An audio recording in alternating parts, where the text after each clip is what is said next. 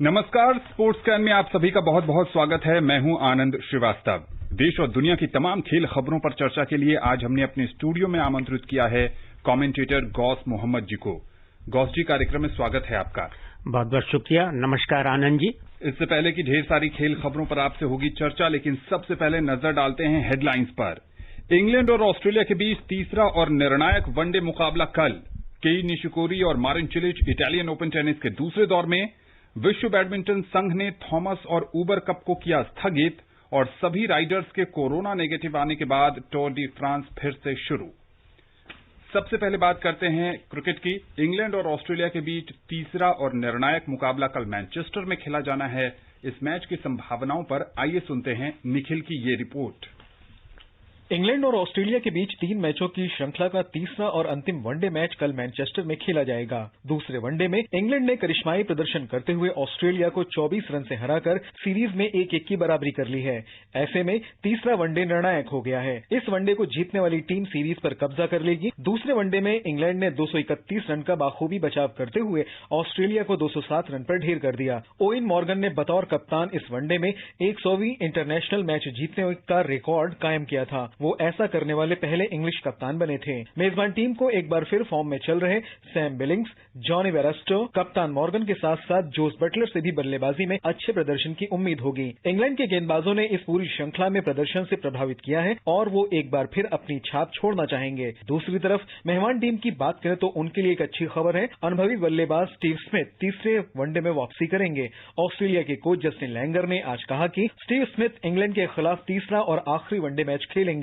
Australia के इस star बल्लेबाज को अभ्यास के दौरान कोचिंग स्टाफ का एक थ्रो सर पर लगा था, जिसके कारण वो पहले 2 मैच नहीं खेल पाए थे। कप्तान एरॉन फिंच फॉर्म में है और वो एक बार फिर बेहतर शुरुआत देना चाहेंगे। ऑस्ट्रेलियाई टीम डेविड वार्नर के लचर प्रदर्शन से चिंतित है और वो उम्मीद करेंगे कि वार्नर का बल्ला रन बरसाए। कंगारू टीम की गेंदबाजी शानदार रही है। मिचेल स्टार्क और जोस हेजलवुड ने कसी हुई गेंदबाजी की है। ऑलराउंडर मिशेल मार्श का उन्हें बखूबी साथ मिला है। फिरकी गेंदबाज एडम जैम्पा ने 2 मुकाबलों में 7 विकेट लेकर इंग्लैंड के बल्लेबाजों को परेशान कर रखा है। दोनों टीमों की तैयारियों को देखते हुए इस मैच के रोमांचक होने की उम्मीद है। अगर इंग्लैंड की टीम ये सीरीज जीतने में कामयाब हो जाती है तो ये ऑस्ट्रेलिया के खिलाफ उसकी लगातार तीसरी सीरीज जीत होगी। वहीं ऑस्ट्रेलिया 5 साल बाद मेजबान टीम से सीरीज जीतने की कोशिश करेगा। पिछली बार ऑस्ट्रेलिया ने सितंबर 2015 में इंग्लैंड को उसी के घर में 5 वनडे की सीरीज में 3-2 से हराया था। इसके बाद दोनों टीमों के बीच 2 वनडे सीरीज हुई और दोनों में ऑस्ट्रेलिया को हार का सामना करना पड़ा। निखिल कुमार, स्पोर्ट्स कैन। गौस जी, रोमांचक मुकाबले की उम्मीद। बेशक, जिस तरह आपने देखा है कि पहले वनडे में ऑस्ट्रेलिया ने वापसी की थी अच्छे तरीके से और ये दिखाया था कि ऑस्ट्रेलिया से ये उम्मीद की जा सकती है कि वो जितने भी क्रिकेट के जो खेलते हैं उसमें ऑस्ट्रेलिया के बारे में ये कहा जाता है कि काफी अच्छी उनकी मेंटल टफनेस है। वो कभी भी लड़खड़ाते नहीं हैं। खास करके ये भी रहा है कि मिडिल ऑर्डर कोलैप्स होने के होता है तब भी उनके जो टैलेंटर्स हैं वो उभर के आते हैं। पर इस मैच में जो पहला जीता और उसके बाद जो दूसरे मैच में परफॉर्मेंस उनकी देखी गई वो निराश करती है। क्रिकेट के अगर हम हिसाब से देखें तो ऑस्ट्रेलिया से ये उम्मीद नहीं थी। जी बिल्कुल। और स्टीव स्मिथ के आने से टीम को मनोबल बढ़ेगा, मजबूती मिलेगी बैटिंग ऑर्डर में। बेशक, स्टीव स्मिथ ऐसे हैं कि देखिए उन्होंने बहुत सी मुश्किल देखी है।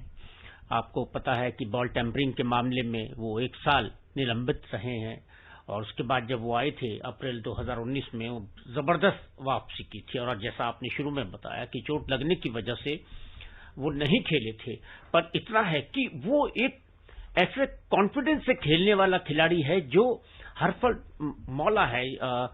स्पिन भी कर लेते हैं, लेकिन उनके जो बल्लेबाजी का तरीका है वो अगर क्रॉस शॉट भी खेलते हैं वो भी इतनी अच्छी टाइमिंग के साथ खेलते हैं। मेरे ख्याल से भारत जैसी विकेटों पे वो सफल रहे हैं। तो ये इंग्लैंड की विकेट है जहां पर अगर हम पिछली मैच की बात करें उसमें काफी उछाल आ रहा था और कभी कभी अचानक बॉल नीचे रह रही थी। ऐसी कम देखने को मिली है इंग्लैंड की विकेट। यहां पर स्मिथ जैसे बल्लेबाज का होना बहुत जरूरी है ऑस्ट्रेलिया के लिए, क्योंकि निर्णायक हो जाएगा सीरीज के लिए। 1-1 बराबर हैं और स्टीव स्मिथ अगर खेलते हैं तो बहुत ही शानदार रहेगा। इंग्लैंड के गेंदबाजों की बहुत तारीफ हो रही है। उन्होंने पिछला मुकाबला लगभग ऑस्ट्रेलिया के मुंह से छीन लिया था। जोफ्रा आर्चर की एक गेंद चर्चा का विषय बनी हुई है। उन पर दबाव होगा बेहतर प्रदर्शन का?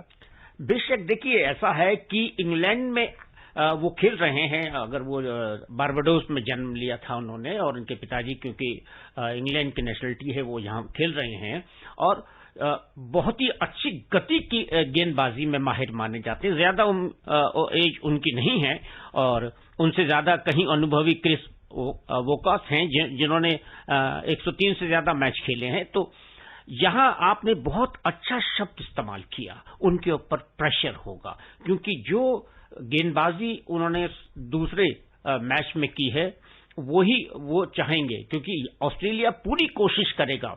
और यहां ऑस्ट्रेलिया के लिए मेरे ख्याल से अगर वो टॉस जीतते हैं तो अगर पहले वो बल्लेबाजी करें और स्टीव स्मिथ का एडवांटेज उठाएं, और जो उनकी ओपनिंग पार्टनरशिप जिनको ये जोफ्रा आर्चर और क्रिस वोकस जो है धाराशायी कर रहे हैं, उनको रोके, वो जरूरी है। जी हां, बिल्कुल। जहां एक तरफ इंग्लैंड की गेंदबाजी बहुत अच्छी है, वहीं ऑस्ट्रेलिया टीम कोशिश करेगी कि वो इस मुकाबले को जीतकर श्रृंखला अपने नाम करे। क्या कुछ होगा इस मुकाबले में कल और परसों, हम आपको जरूर स्पोर्ट्स कैन के माध्यम से बताएंगे। क्रिकेट की अगली खबर की ओर चलते हैं। देश की ओलंपिक संस्था द्वारा कुप्रशासन के कारण निलंबित क्रिकेट दक्षिण अफ्रीका सीएसए ने आज कहा है कि दक्षिण अफ्रीका खेल महासंघ और ओलंपिक समिति के साथ उसकी बैठक सकारात्मक रही है। सीएसए में प्रशासनिक ढांचा अस्त व्यस्त है और उसे भ्रष्टाचार तथा नस्ली भेदभाव के आरोपों का सामना करना पड़ रहा है। दक्षिण अफ्रीका में क्रिकेट की संचालन संस्था को पिछले हफ्ते उस समय झटका लगा था जब दक्षिण अफ्रीका खेल महासंघ और ओलंपिक समिति ने उसे खेल से अलग होने को कहा, क्योंकि वे संगठन में कुप्रशासन और कदाचार के कई मामलों की जांच कर रहे हैं। सीएसए ने कहा है कि बैठक के दौरान कुछ अहम मुद्दों की पहचान की गई। खेल में इस तरह की चीजें गौस साहब अच्छी नहीं लगती, और दक्षिण अफ्रीका एक लंबे संघर्ष के बाद वापसी कर रहा है। क्रिकेट में उसने वापसी की है और एक बार फिर तलवार लटकती हुई दिख रही है। ये एक बहुत बड़ी खबर है, क्योंकि ये देखिए कि पहली चीज कि कोई भी ओलंपिक संघ, कोई भी अगर क्रिकेट फेडरेशन है, चाहे वो भारत की है, चाहे इंग्लैंड की है, ऑस्ट्रेलिया की है, किसी भी देश की है, वो ओलंपिक एसोसिएशन के साथ उनका संबंध नहीं रहता।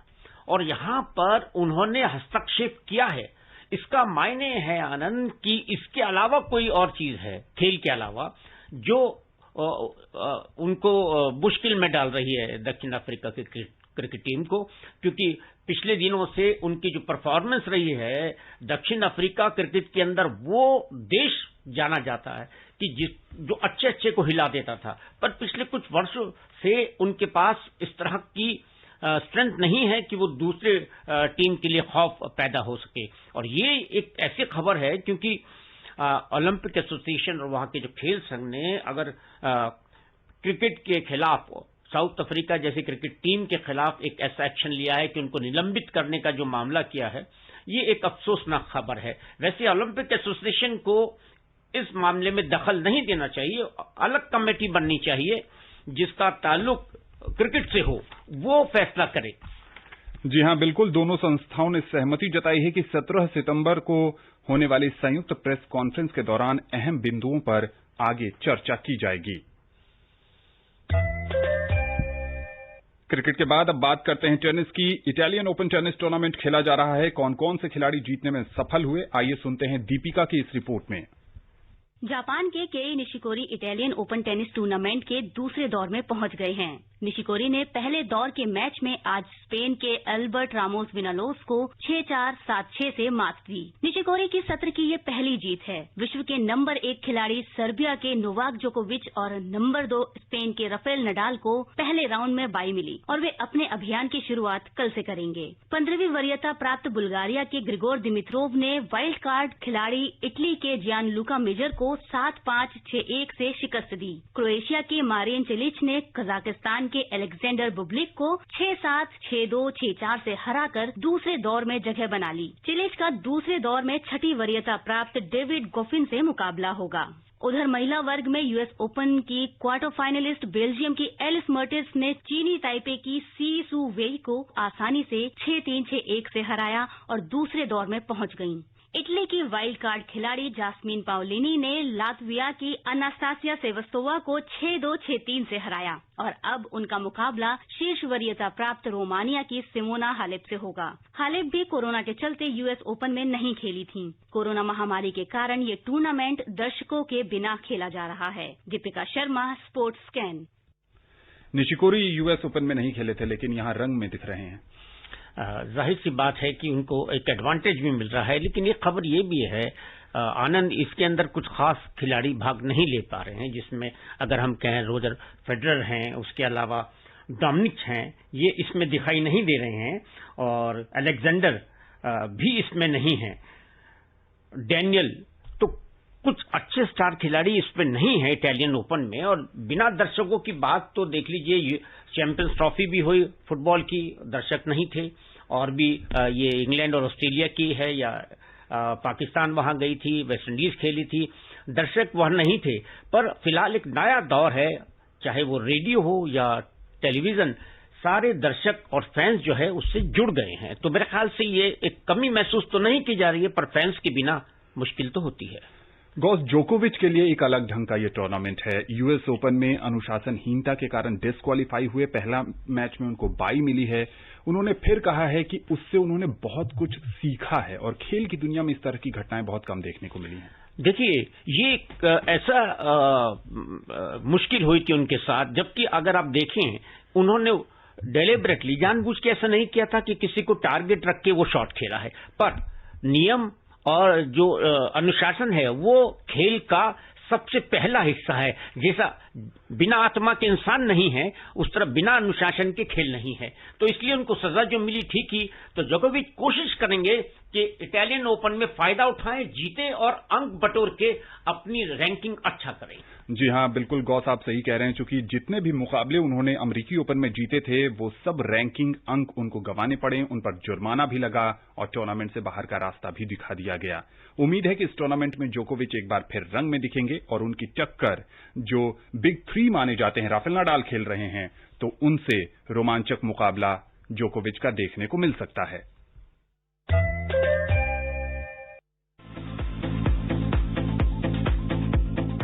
All India Radio presents World News. News and views from across the globe. What happened? What is up next? The newsmakers and the highlights of the day. Every day at 10:20 p.m. in the night. On 100.1 FM, All India Radio.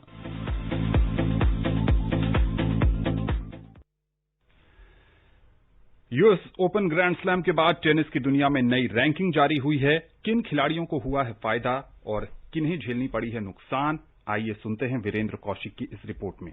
US open grand slam का खिताब दूसरी बार जीतने वाली Japan की Naomi Osaka और उप विजेता रही बेलारूस की विक्टोरिया अजारेंका ने सोमवार को जारी महिला टेनिस रैंकिंग में लंबी छलांग लगाई है।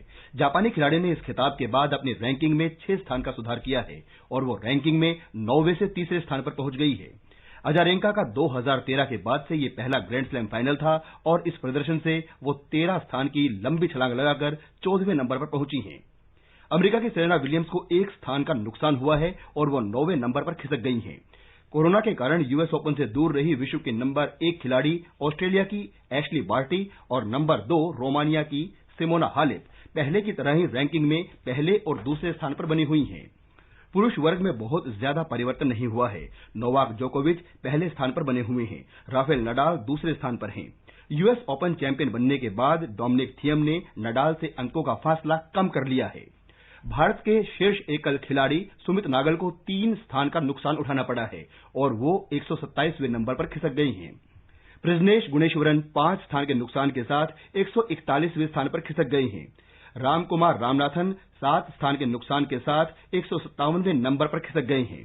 डबल्स में यूएस ओपन के क्वार्टर फाइनल तक पहुंचे बोपन्ना 1 स्थान फिसलकर 38वें नंबर पर खिसक गए हैं, जबकि पहले राउंड में बाहर होने वाले दिविज शरण ने 2 स्थान का सुधार किया है और वो 56वें नंबर पर पहुंच गए हैं।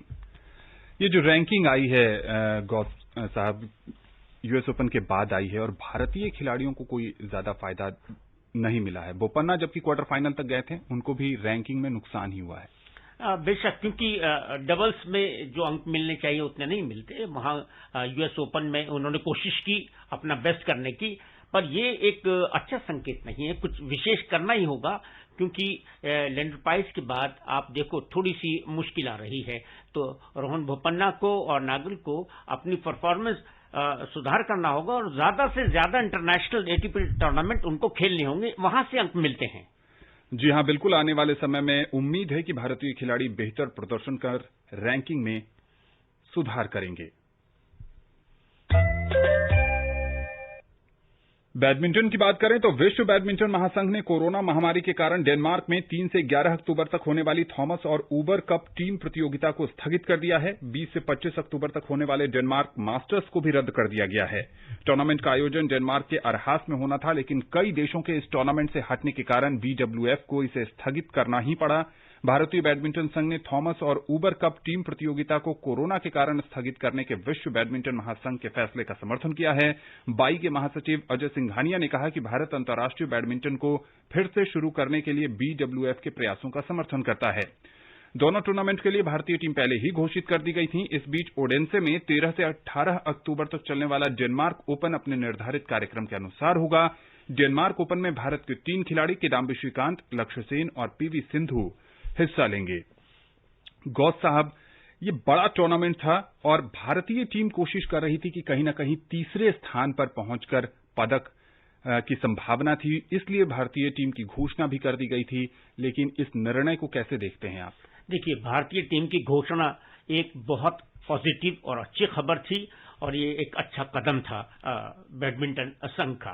ये होना चाहिए था, क्योंकि अगर ये टूर्नामेंट होता, आप देखिए जितने बाकी के जो टूर्नामेंट हुए हैं उसमें कोई केस पॉजिटिव नहीं आया, क्योंकि माना कि ये इंडोर में होगा, पर इंडोर में दर्शक नहीं होंगे, खाली ऑफिशियल होंगे, तो ये इतना मुश्किल परेशानी वाला नहीं था। तो आगे जो अक्टूबर में होना है उसके लिए भारतीय टीम को लगातार तैयारी रखनी चाहिए। लेकिन साइना नेहवाल ने भी ट्वीट करके कहा था कि जब बहुत सारे आयोजन भारत में बैडमिंटन के नहीं हो रहे हैं, ऐसे में थॉमस और ऊबर कप में खेलना कितना सुरक्षित होगा?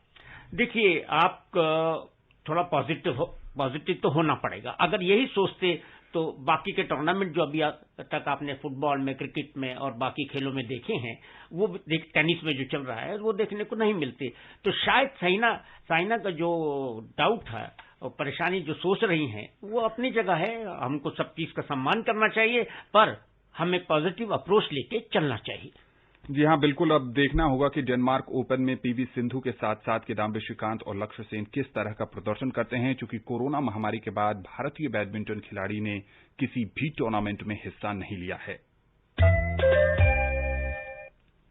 टूर डी फ्रांस में भाग लेने वाले सभी 156 साइकिल चालक कोरोना वायरस की नवीनतम जांच में नेगेटिव आए हैं। इसके बाद आज से उन्हें रेस जारी रखने की अनुमति दे दी गई है। साइकिलिंग का संचालन करने वाली संस्था यूसीआई ने बताया कि एपल्स में 16वें चरण से पहले कल और आज राइडर्स और 22 टीमों के सहयोगी सदस्यों के 785 जांच किए गए, सभी के नतीजे नेगेटिव रहे। रेस के 29 अगस्त के शुरू होने के बाद कोई भी राइडर जांच में कोविड-19 पॉजिटिव नहीं मिला है। टूर शुरू होने के बाद सभी की ये चौथी जांच थी। कोविड-19 महामारी के कारण इसका आयोजन देर से हो रहा है। एक टेस्ट मैच में भारत का प्रतिनिधित्व करने वाले पूर्व क्रिकेटर सदाशिव रावजी पाटिल का आज कोल्हापुर में उनके आवास पर निधन हो गया। वो 86 साल के थे। फास्ट बॉलिंग ऑलराउंडर पाटिल ने 1955 में न्यूजीलैंड के खिलाफ एक टेस्ट मैच में भारत का प्रतिनिधित्व किया था। पाटिल ने 1952 से 1964 के बीच महाराष्ट्र के लिए 36 प्रथम श्रेणी मैचों में 866 रन बनाने के अलावा 83 विकेट भी चटकाए थे। उन्होंने रणजी ट्रॉफी में महाराष्ट्र की कप्तानी भी की थी। गौस साहब, अब ज्यादा समय नहीं है, लेकिन चलते चलते एक छोटी टिप्पणी आपसे चाहेंगे। आईपीएल की जिस तरह से तैयारियां हो रही हैं, पूरे देश में एक माहौल क्रिकेट का फिर से बनने लगा है। ये एक संकेत है कि फैंस जो है वो हर हाल में क्रिकेट देखना चाहते हैं, मैदान में नहीं, टीवी पर, और हर घर में ये चर्चा है कि वो शुरू हो और वो एंजॉय करें। जी हां, बिल्कुल। 19 सितंबर से आईपीएल शुरू हो रहा है। गौस साहब, आप आकाशवाणी के इस कार्यक्रम से जुड़े और विशेषज्ञ राय साझा की, आपका बहुत बहुत शुक्रिया। शुक्रिया, नमस्कार। स्पोर्ट्स कैन का आज का अंक यहीं समाप्त होता है। नमस्कार।